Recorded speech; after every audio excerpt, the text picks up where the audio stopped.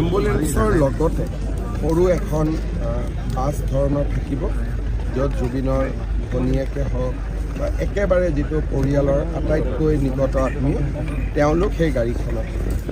বাকী গোটেই প্ৰচেছনটোত গাড়ী মটৰ নাথাকে আৰু সুন্দৰ কৰি আমি যেনেকৈ এয়াৰপৰ্টৰ পৰা লৈ আহিছিলোঁ তেনেকৈ আমি এই স্থানলৈ লৈ আহিম।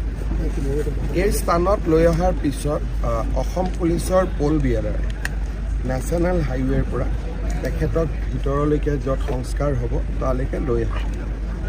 লৈ অহাৰ পিছত পুলিচে যিটো ৰাষ্ট্ৰীয় যেতিয়া আমি সৎকাৰ কৰোঁ ৰাষ্ট্ৰীয় সন্মানেৰে সৈতে পুলিচে গান চেলুট আদি দিয়ে, পুলিচে গান চেলুট দিব আৰু পুলিচে গান চেলুট দিয়াৰ পিছত পুৰোহিতে যাৱতীয় আধ্যাত্মিক কাম কাজ সম্পূৰ্ণ কৰিব আৰু অলপ পিছতে পৰিয়ালৰ লোক আহিব। তেওঁলোকে পুৰোহিতৰ লগত কথা পাতিছে, পুৰোহিতগৰাকীকো তেওঁলোকে ইয়াতে লৈ আহিব আৰু যি ধৰণে আমাক নিৰ্দেশ দিয়ে আমি তেনেকৈ কামখিনি কৰিম। অহাকালি যিহেতু এটা ধাৰ্মিক অনুষ্ঠান, আমি নেশ্যনেল হাইৱেটোত অন্ততঃ 2টা বজাত জাগিৰোডৰ পৰা ইফালে আমি গাড়ী সোমাব দিব বিচৰা নাই আৰু আনফালৰ পৰাও আমি যোৰাবাটৰ পৰা মেঘালয়লৈকে যোন গাড়ী যাব তেওঁলোকক আমি ডিষ্টাৰ্ব নকৰোঁ। যোৰাবাটৰ পৰা আমি এই জেগা ৰাস্তাটো আমি সম্পূৰ্ণ 4-5 ঘণ্টাৰ কাৰণে খালী কৰিম।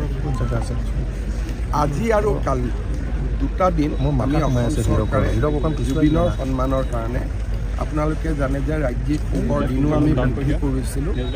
তাৰ লগত সংগতি ৰাখি আজি আৰু কালি 2টা দিন ড্ৰাই ডে থাকিব। মেঘালয় চৰকাৰেও সিদ্ধান্ত লৈছে যে যোৰাবাটৰ গোটেই ৰাস্তাটোত য'ত যিফালেদি জুবিন আহিব সেই ৰাস্তাটোত থকা সকলো মদৰ দোকান আজি আৰু কাইলৈ বন্ধ থাকিব, অৰ্থাৎ যোৰাবাটতো ড্ৰাই ডে পালন কৰা হ'ব।